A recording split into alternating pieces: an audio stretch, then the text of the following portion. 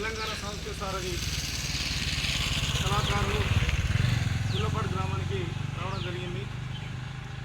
Warangal rural DPRO గారు collector గారి ఆదేశాల మేరకు తల్లిపాల వారోత్సవాలను పురస్కరించుకొని మరి సమాజంలో తల్లులు పిల్లలకు పాలిస్తే సౌందర్యం చెడిపోతుందనే కొంత అపోహతోని ఈ కాలంలో డబ్బా పాలు పెడుతున్నారు.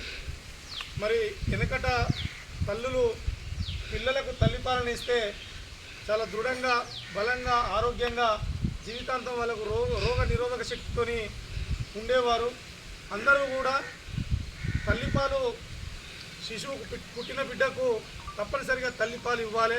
ముర్రుపాలు చాలా శ్రేష్టమైనవి, రోగ నిరోధక శక్తి పెరుగుతుంది కనుక అందరూ కూడా తల్లులంతా కూడా పిల్లలకు తల్లిపాలనే పట్టేయాలని తెలియజేస్తూ, అమ్మ పాలే గదా బిడ్డకు అమృతం,